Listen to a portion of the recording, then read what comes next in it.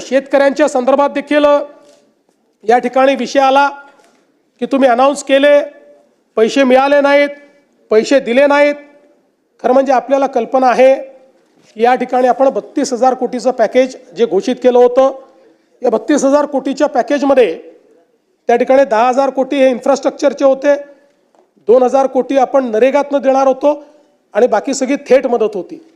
या संदर्भात मला आपल्याला सांगितलं पाहिजे की हे जे पॅकेज आहे याच्यामध्ये 3 हेक्टरची मर्यादा आपण ठेवली होती आणि 3 हेक्टरच्या मर्यादेत NDRFचे पैसे दिल्यानंतर देखील आपण रबीच्या हंगामाकरता 10,000 रुपये अतिरिक्त त्या ठिकाणी हेक्टरी देण्याचा निर्णय केला होता। या संदर्भात पशुपालकांना देखील पशुधन हानीसाठी आपण पैसे द्यायचं कबूल केलं होतं, त्याचे सगळे पैसे आपण दिलेले आहेत।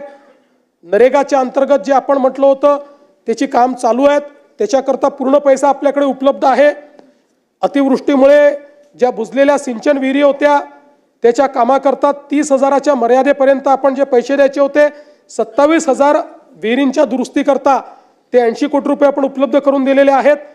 सार्वजनिक उपयुक्त सुविधा, विद्युत खांब, रस्ते, इमारती, लघु व मध्यम तलाव आणि दुरुस्ती पुनर्बांधणी या कामांना आपण पैसा उपलब्ध करून दिलेला आहे आणि त्यातल्या काही कामांना आपण हे सांगितलंय की तुम्ही कामांची सुरुवात करा, आम्ही पुढच्या बजेटमध्ये किंवा त्याच्यामध्ये त्याच्याकरता निधी उपलब्ध करून देऊ।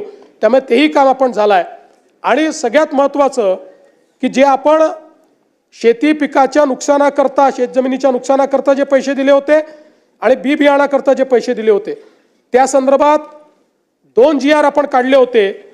एक पहिला GR आपण काढला होता 10,516 कोटीचा, दुसरा आपण त्या ठिकाणी GR काढला होता 9,611 कोटीचा। यापैकी आता थेट जी मदत आहे ती जवळपास 15,007 कोटी रुपये हे शेतकऱ्यांच्या प्रत्यक्ष खात्यामध्ये गेलेले आहेत। आणि आकड्यामध्ये सांगायचं झालं तर पिकाचे पैसे 92 लाख शेतकऱ्यांच्या खात्यामध्ये गेलेले आहेत आणि इथे सांगण्यात आलं की 10,000 रुपयाची घोषणा केली पण ते गेले नाहीत, ते 10,000 रुपये 91 लाख शेतकऱ्यांच्या खात्यामध्ये गेलेले आहेत।